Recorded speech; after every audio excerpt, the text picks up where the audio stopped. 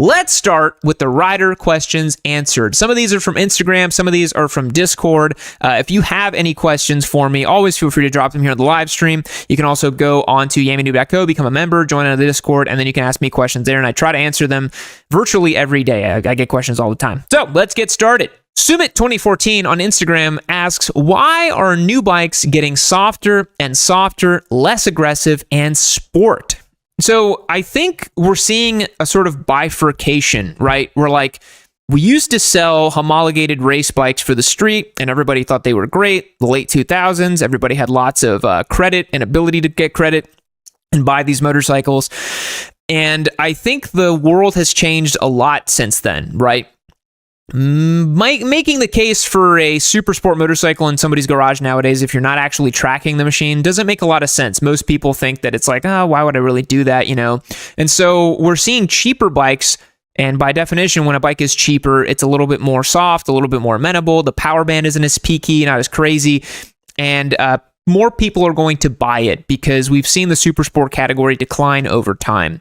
So I think that's why we're seeing bikes get softer and softer. But on the other end of the spectrum, the super high-end stuff, the Fire Blades, the Ducati Panigales, you know, the BMWs, you're seeing crazier and crazier and crazier motorcycles in that realm because they're trying to compete in World Superbike, which is still a very active, very competitive racing series. If you guys are catching up on it right now, and you should, Toprak Razgatlioglu is doing some insane stuff on the BMW S1000RR. I think he's had 4 hat-trick weekends, which means he's won every single race for 4 weekends in a row. I think he has 13 victories in a row on the BMW, which if you had told me that last year, I would have laughed in your face. But the dude's a magician. It's crazy. So those bikes are getting more hardcore. They make more peak power. They're more aggressive to ride. They're more expensive. But the everyday bikes are getting softer, more normal because they want to sell more of them. So I hope that answers your question, Sumit. All right. Duvkey31 asks, how do I deal with people asking me when I'm upgrading from my Ninja 300? I'm not. I love it.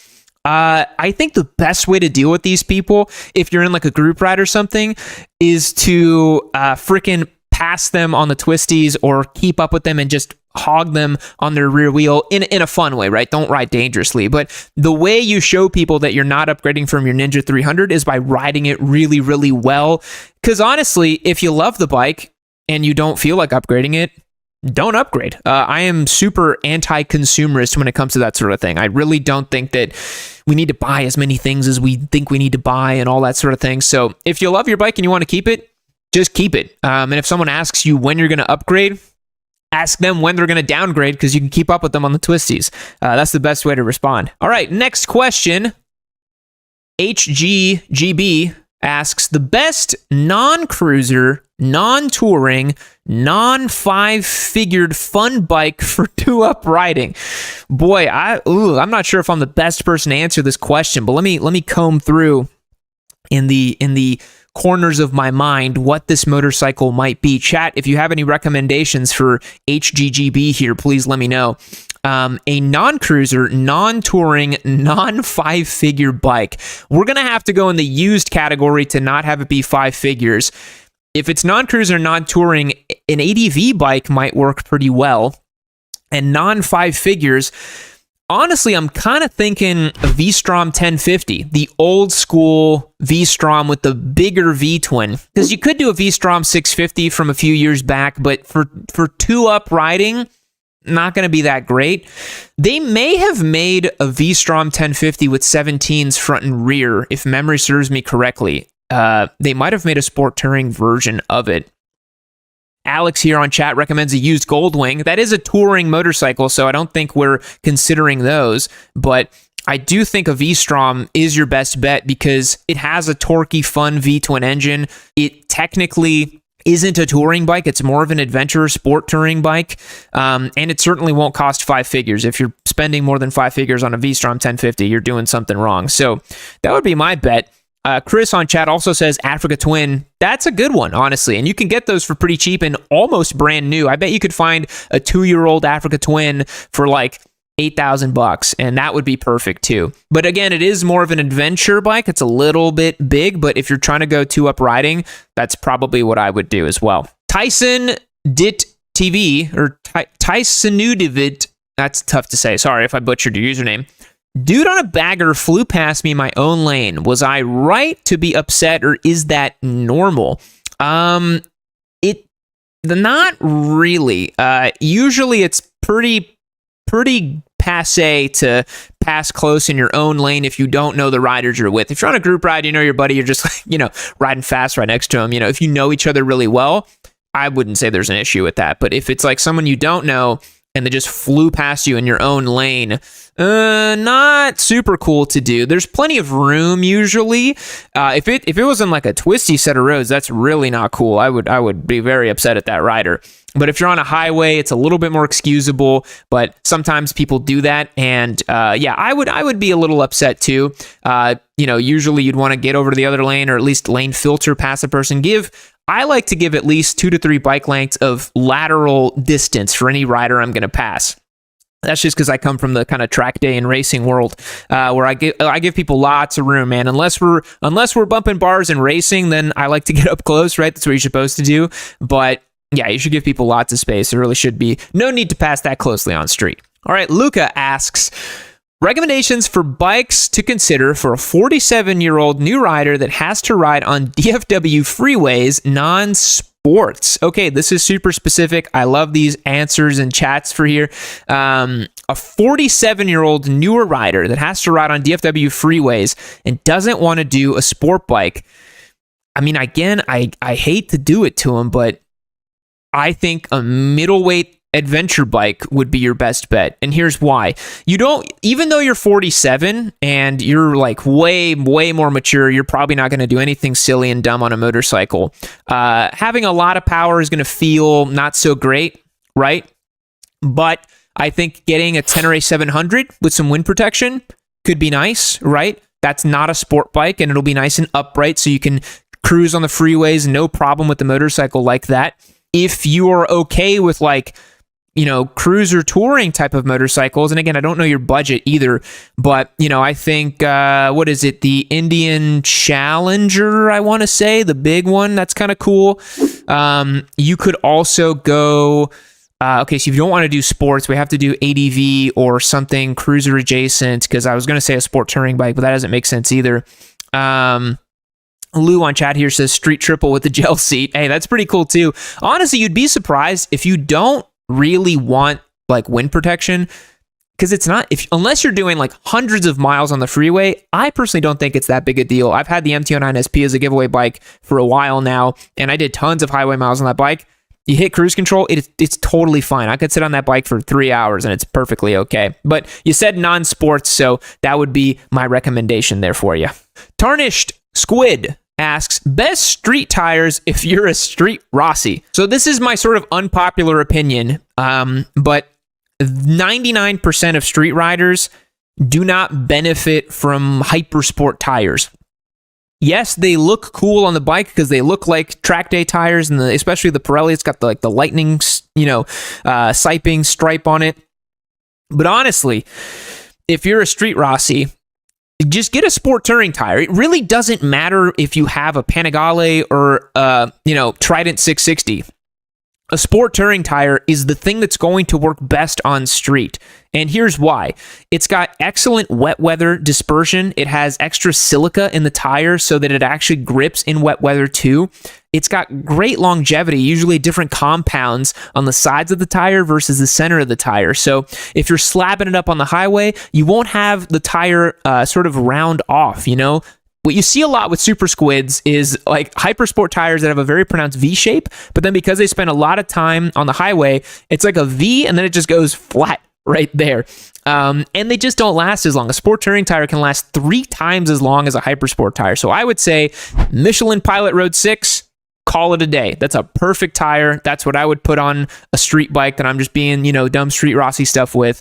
And I would laugh all the way to the bank knowing that I got 10,000 miles good to go on the back of my bike and no problem. Hey folks, I hope you're enjoying this Yammie Noob live stream clip. Remember, every Wednesday at 6 p.m. Central, right here on YouTube, I do the streams. If you want a chance to participate in the live streams, head over to yammie-noob.co and become a member. You'll get access to our Discord server, automatic entries to win our giveaway motorcycles, and access to our newsletter as well. It's a great way to support the show. It's like a bike night that never ends over there. It's a lot of fun, and I'm on there all the time. Join as a member on yammynoob.co and support the show. Taylor asks, a beginner router question, how to get comfortable at higher speeds when starting out. So I actually just put out a great video on this of like how to acclimate to highway speeds and get comfortable. But basically what you're going to want to do, in my opinion, is stick on a feeder road to a highway, merge onto the highway, get comfortable at that 50, 60 mile per hour, and then just merge off the highway. And just do that, but just increase the speed incrementally.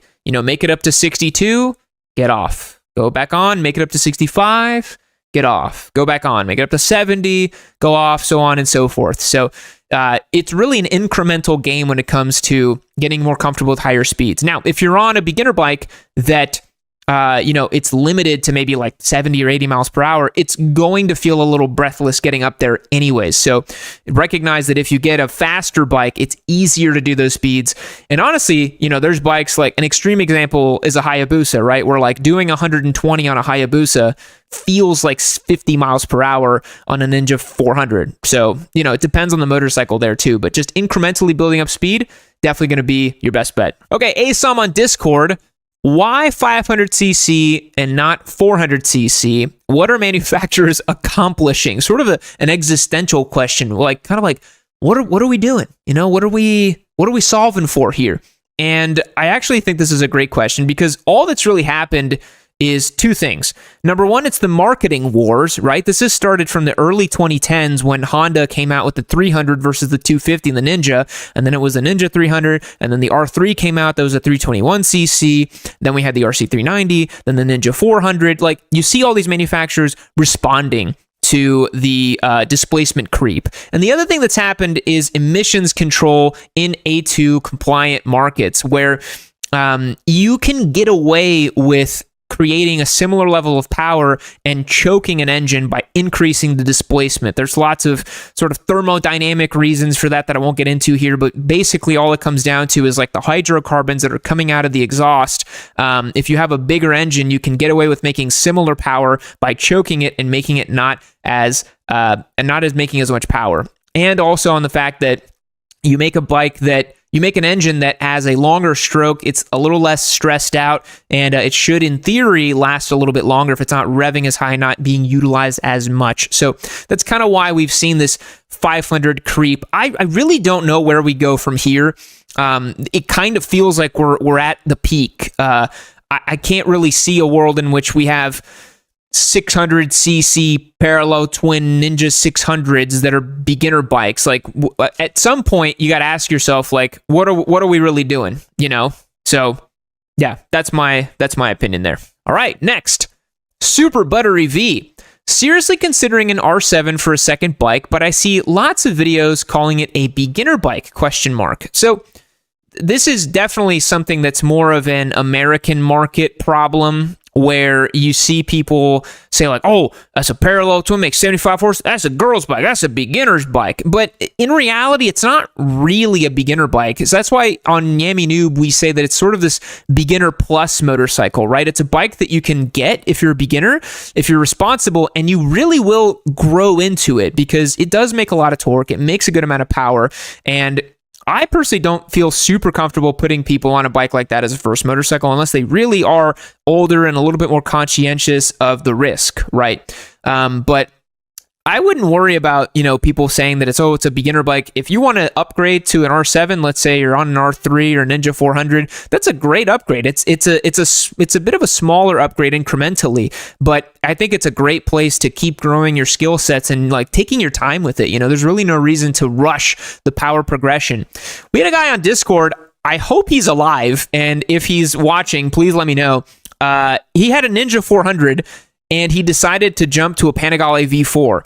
We all told him it was suicide. I was like, that's a really bad idea. There's really no reason to do that. So take your time. Go from the beginner bike to the R7 to then hopefully we get an R9 or a street triple. And then if you really want, go for a leader bike. But there's really no need to rush it, and an R7 really isn't a beginner bike. Noah Sensinig asks, why did you give up on wheelies? I gave up on wheelies because I don't have a bike that I feel comfortable binning. I actually really want to buy a mini dirt bike or an actual mini bike like a Grom to literally just practice wheelies, because it really is the last frontier of my skill sets that I've never really practiced that much. So I haven't given up on wheelie. And Jixerbra, if you're watching somehow now or in the future, please show me the way again. I really want to get good at wheelies at some point, but it's not a super high priority. Yeah, I think if I oriented my life around just getting good at wheelies, I think I'd have to ask myself a lot of questions in the mirror when I woke up in the morning. Ryan Scallon asks, what is your favorite motorcycle manufacturer and why? That's a tough one. And this might come as a shocker to you, but I gotta say Yamaha. I know, Yammie Noob started on a Yamaha. Shocker. Honestly, I love Yamahas because they're value driven, which satisfies the cheap bastard in me. And the engines are so good. I think that's what really draws me to Yamaha. Is like, you got the cross-plane R1. Oh, so beautiful. You have the triple-cylinder MT09 SP. That's an awesome thing. The cross-plane parallel twin in the R7 and the MT07's fantastic. WR250, goated in the sauce. I just think there's so many great Yamahas. And I'm also just like a Valentino Rossi simp. That's who I grew up watching. He's my hero, all this stuff. So, yeah, Yamaha all day, every day. Triumph, a very close second, though. Although I don't even own a Yamaha or a Triumph right now. I own a frickin' Ducati. So who knows? Who knows? Near You Sai asks, what are your thoughts on big companies trying to build small single-cylinder bikes? I think it's great. The more bikes we have in the market that are cost-effective, simple to work on, and dead simple to ride and own, the more riders we're going to get in the marketplace. Yeah, I think it's fantastic. I think more companies should do this. But I think more companies are worried about devaluing their brand and devaluing how people perceive them. But it's like I said earlier, you know, if we get to a point where we're getting Ninja 600s as beginner bikes that are A2 compliant and make 48 horsepower, that all of a sudden, and if they cost like $10,000, all of a sudden you open up a new category of like a Ninja 250 that has a single cylinder that's like $4,500. Now, KTM tried this with the Duke 200. I don't know why KTM thought that they could sell a Duke 200 in America, but they did it. They imported it and they tried to sell it, and it was an unmitigated disaster. Nobody wanted the Duke 200. It was too small. It was too cheap. It was too crappy to sell. So I think you have to sell minimum a 350 to a 400cc machine for Americans to be like, oh, okay, like I could do that. You know, a 200 just wouldn't work. But I think more companies should do it. Unfortunately for you, this video is now concluded. But fortunately for you, you have caught this video just in time to get entered to win this MT09 SP. Hit the link on yammynoob.co in the description box down below. Become a member. That's the best way to support the show and get entered to win these fantastic giveaway motorcycles. But if you don't think that's cool enough, you'll get access to our Discord server as well too. It's my way of saying thank you to you guys, and I truly do appreciate the support. But click this video right over here and you can keep watching Yammie Noob. And why wouldn't you want to keep watching Yammie Noob? Why? What's stopping you? Huh? Huh? Do I need to come over there?